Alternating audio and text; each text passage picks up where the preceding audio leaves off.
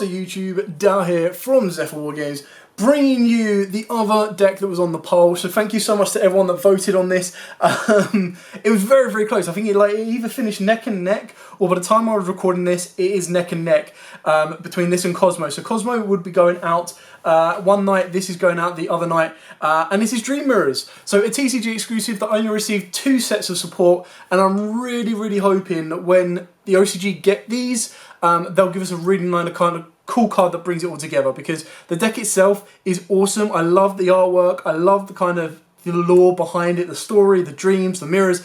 So cool. Just give me like a Freddy Krueger level card that brings the two together, and it'd be awesome, absolutely awesome. So, with that said and done, please smash the like button, hit the notification bell and subscribe so you do not miss out on any more Yu-Gi-Oh content that we bring you here from Zephyr Wargames. Thank you so much to everyone that has subscribed so far, and if you have hit the notification bell, please also share it around. We are moving towards our next goal. So, let's get on to today's profile of Dream Mirrors. So like I said, Dream Mirrors were a TCG exclusive that pretty much came out of nowhere, but only got 2 waves of support. The second wave was so much more better because we got the fusion monster, they got the fusion spell, but it still just isn't complete to me. So we start off with Triple Yugioh, the Dream Mirror Sprite.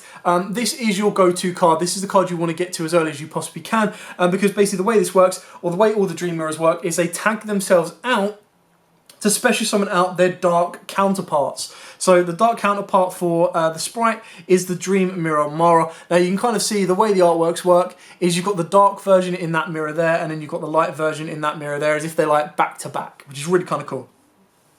But the idea is that when Sprite is special summoned, so if it's special summoned by the effect of a Dream Mirror monster, you can add 1 Dream Mirror card from your deck to your hand except itself. And then during the main phase or battle phase, if a Dream Mirror of Terror, which is a dark field spell, is in a field zone, quick effect, you tribute this card, special summon 1 Yugioh Dream Mirror Mara from your deck.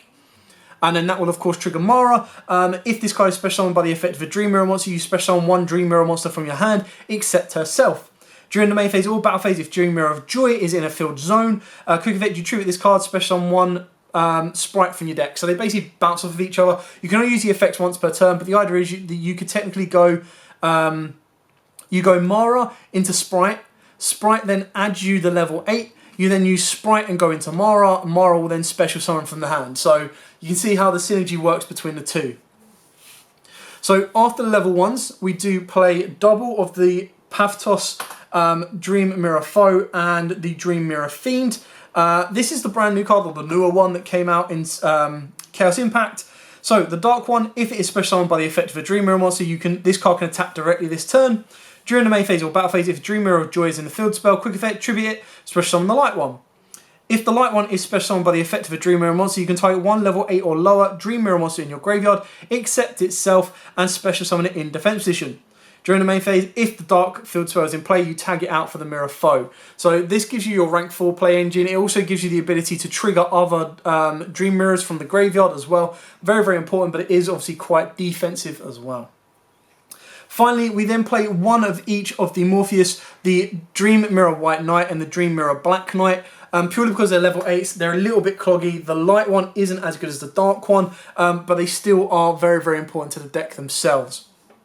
So, the light one, if it is special summoned by the effect of a Dream Mirror monster, you can activate this effect. This card cannot be destroyed by battle or card effect this turn, and then during the main phase, tribute it, special summon the Morpheus, the Black Knight.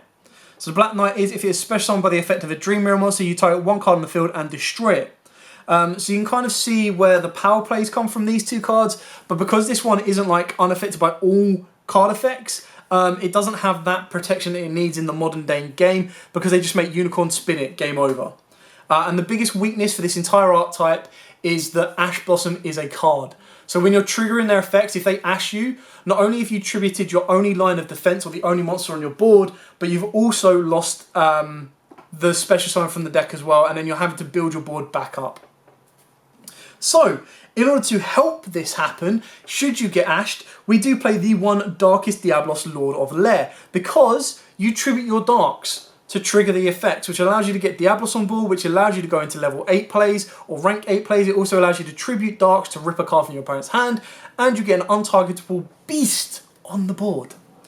We also play a Chaos Engine. So the Chaos Engine we're going for is the 1 Black Dragon Collapse Serpent, the White Dragon Wyvern Buster, purely because this helps you get into your rank 4 engine. And the fact with Chaos Space you can now loop these guys, absolutely nuts.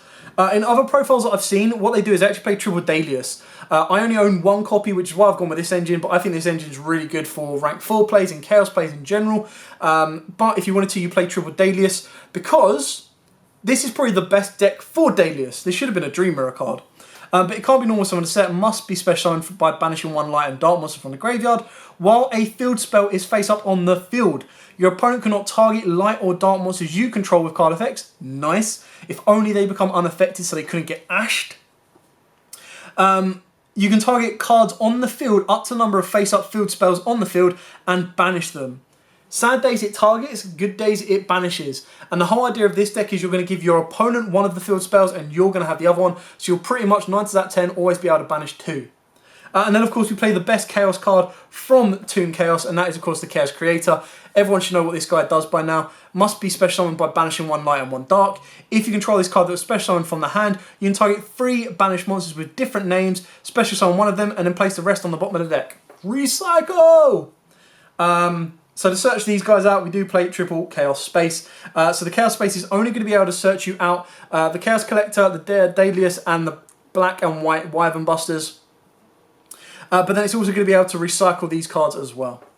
We do play Triple Extravagance. This is currently a 43 card deck. I'm having trouble finding the last 3 cards to cut, but Extravagance is such a powerful draw card, especially for a deck like this that does not rely on the extra deck. You need to be able to increase your consistency of getting to the trap card or get into your field spell as quickly and consistently as you possibly can. And this also helps you bait out an Ash, so that if you do have the ability to tag out and get your engine going early on, you can do. Once this deck gets going, it is near enough hard to stop. But if it doesn't get going, you are going to be struggling. Triple Call by the Grave. I told you how important it was not to get ashed, or how bad it was to get ashed, so you need to play this at 3. We've then got Triple Dream Mirror Phantasms. This card's awesome. I would have loved to see this as a secret. So when this card is activated, you add 1 Dream Mirror monster from your deck to your hand. If a Dream Mirror of Joy is in a field zone, all monsters you control gain 500 attack and defense. If Dream Mirror of Terror is in a field zone, all monsters your opponent controls lose 500 attack and defense. So technically, if you've got the combo set up, this is actually giving you a 1000 life point swing. And then the artwork in the mirror is actually the artwork on, where are you? Dream Mirror, this one here. So it's really kind of cool how all of them technically combine, which is or connect. Anyway, we continue with Triple Dream Mirror of Terror. So this is the Dark Field spell. So during the end phase, you can banish this card, activate 1 Dream Mirror of Joy directly from your hand or deck. You can only use the effect of Dream Mirror of Terror once per turn. Each time your opponent special summons a monster or monsters, inflict 300 damage to your opponent. This effect only applies while you control a Dark Dream Mirror monster. So if this is on your opponent's side of the field, you won't get the burn effect. But the idea is you want to make sure that you control the one you want the most. So you're either going to want to burn your opponent out, or you're going to want to play Joy on your side of the field, because what Joy allows you to do is Dream Mirror monsters you control cannot be targeted by your opponent's card effects or their monster's attacks, except your Dream Mirror monster or monsters with the highest level. So the idea is you'd get the highest level, the level 8 on board, your opponent has to attack that can't be destroyed by battle, and then all of their attacks are pretty much useless. If you've got Dalius on board, you want Terror. If you don't have Dalius on board, you want Joy. It's very rare that your stuff needs to be targeted, because most of it tributes itself as cost to then special from the deck. So imperm is not a big issue, but it does give you a lot of versatility. This card also shares the same effect, that during the end phase you banish it to activate a Dream Mirror of Terror directly from your hand or deck. Now what you've got to remember about the rest of the Dream Mirrors is they all rely on having the opposite field spell in play in order to use its tag out effect. So the only way you do the combo between the level 1s, the Sprite and the Mara, is if there is 2 field spells on board. And the only way you're going to be able to do that and have them both active is if you've activated the trap. So that combo again needs some time to start up. We then play Double Dream Mirror of Chaos. This is the fusion spell. Again, I would have loved to see this in a foil. But you fusion summon 1 Dream Mirror fusion monster from your extra deck using monsters you control as fusion material. If Dream Mirror of Joy is in a filled zone, you can also use monsters in your hand as fusion material. If Dream Mirror of Terror is in a filled zone, you can banish monsters from your graveyard as fusion material as well. So that's where you kind of want to control Terror more than your opponent controlling it, because the banish effect in this card is so important, especially with the Chaos monsters as well. And the one Terraforming, because it can either be Joy or Terror.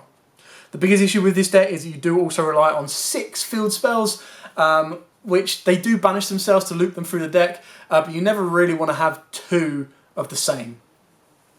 And then we go on to the most insane trap for this deck, and that is Dream Mirror Hypnology Yugioh. Probably butchered that. So you choose 1 Dream Mirror of Joy, 1 Dream Mirror of Terror from your hand and or deck, and place them in the filled zones, and the other in your opponent's filled zone face up. So you're basically activating the traps directly from deck, which then allows you to use your mirror and your sprite plays or the combo during your opponent's turn. So this is why this card is so important. Finally, we then play the 1 Mancy and the 1 Fantasy. So the Mancy is a counter trap that you get to activate one of the following effects depending if Dream Mirror of Joy or Dream Mirror of Terror is on the field. That's all you need. So when your opponent activates a spell or trap while Joy is in a field zone, negate the activation if you do destroy it. When your opponent would special summon a monster or monsters while Terror is in a field zone, negate the summon. So you've got a warning and you've got a spell negator all in one card. I wanted to play this up more because it doesn't require anything. It just requires the field spells to be in play, which is what you should have with the deck. And then you've got Dream Mirror Fantasy. If you control a Dream Mirror monster, you target 1 each of your banished Dream Mirror of Joy and Dream Mirror of Terror, shuffle them into the deck, and if you do, banish 1 card on the field. If a Dream Mirror card or cards you control would be destroyed with battle or card effect, you can banish this card instead. Now, I'm actually considering taking this out for a second one of this, purely because in order to make this live, you would have to, during the end phase, banish the light field spell, and then instantly banish the dark field spell, because you never want to end up with 2 of the same field spells on board. If you're giving your opponent one, it's going to be difficult for them to get rid of it, which is why you then want to make sure you always have the opposite. So for you to always have the opposite and make this live, you'd have to trigger the effect twice in the end phase, otherwise you're going to end the board with 2 Terrors or 2 Joys, which is no use to you whatsoever. It's good because it's a non-target banish 1 card on the field, but it does require you to do that in the end phase of the field spells in order to get them banished. So, you know, it's a bit of both. A bit of a gamble, but it is a very powerful card. Now onto the extra deck. Of course, we do play Extravagance, so it is a little bit free, but I'm going to take you through exactly what we've got and explain why we've got it as well. So we'll start off with a Nightmare package. I mean, this is a minimal Nightmare package, but it's pretty much the same for every deck right now, just because they're generic, they're easy to make. IP allows you to give you another interruption during your opponent's turn as well, so entirely up to you on this engine, however you want to play that engine. We do play the level 1s, so the Mara and the Sprite, so you want to go with your Anima for going second and your Link Rebo for going first. And then finally, we've got a boss monster of Blackluster Soldier Chaos, because we play a lot of level 8s, so you can actually make him a more powerful boss than certain other boss cards around. So it's entirely up to you on whether you want to go for this. You could go for a Zero Boris, you could go for a access code talker. It really depends on what you have access to, but it's not a must. For the XYZs, we play a rank 4 of Abyss Dweller, just because it's the most oppressive rank 4 around right now. If you don't want to play the rank 4s, you can take it out. If you want to play a Tornado Dragon, you can put it in, or even a Baguska. Entirely up to you. We then play a rank 8 engine of Dingrisu, because it is the most powerful rank 8 on its own in the game, in my opinion. We then play the 1 number 97 Dragulabon, because this can then lead you into either your Hope Harbinger, your number 92 Half-Earth Draco, shout out to Jordan on that one, or your number 100 Numeron Dragon. Numeron Dragon is your OTK play, Hope Harbinger is your defensive play, and Heart-Earth Dragon is your defensive play as well. So, Numeron, once per turn, detach 1 material from this card. This card gains attack equal to the combined ranks of all XYZ monsters currently on the field, times 1,000 until the end of this turn. So he's going to be a base 9,000, because you're going to have Dragulabon and you're going to have Numeron Dragon as well. Nice power push there. Heart-Earth Draco, Jordan's been using this against me recently, and I was like, damn, this is a pain in the backside to deal with. So, it can't be destroyed by battle. Also, your opponent takes any battle damage you would have taken from battles involving this card. During your opponent's end phase, you can detach 1 Xyz from this card, banish all cards your opponent controls, that were normal or special summoned or were set this turn. If this card is destroyed while it has XYZ material on it, you special summon this card from the graveyard, and when it does, it gains 1,000 attack for every card currently banished. It becomes a boss! Now obviously your opponent can try and spin it. The best thing about Dragonborn is this can't be targeted. It does give your opponent a lot to think about. You don't have to play it. It's just a very, very nice power play card in the extra deck. And then, of course, the only extra deck card that we really want to be relying on is the Oneirus, the Dream Mirror Urklin. Requires 2 Dream Mirror monsters with different attributes. While face up on the field, this card is also treated as a dark attribute. You can only use each of the following effects once per turn.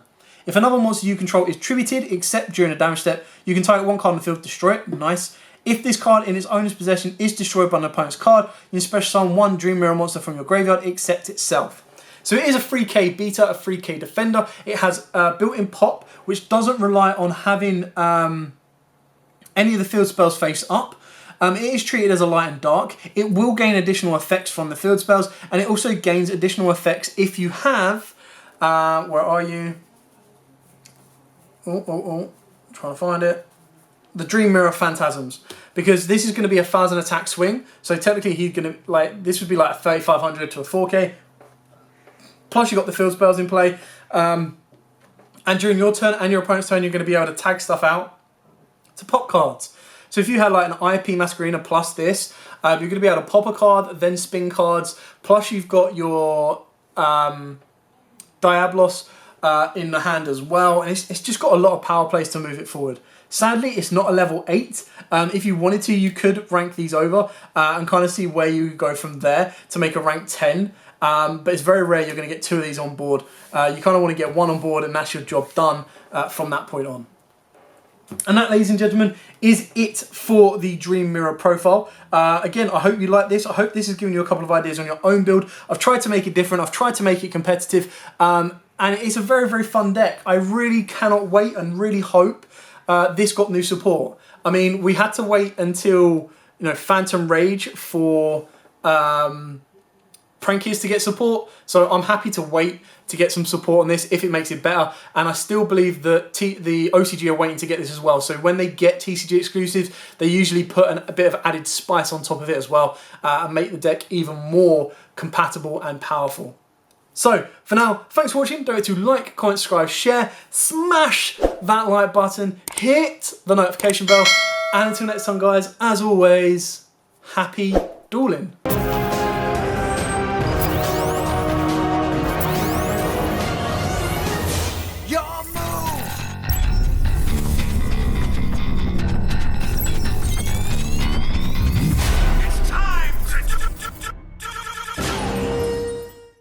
So guys, before we get started, don't forget we do have that amazing discount code thanks to Tier 0 Games going on right now. And all you have to do is put in ZW Games 5 to get 5% discount on your total order at tier0games.com. The links will be in the description below.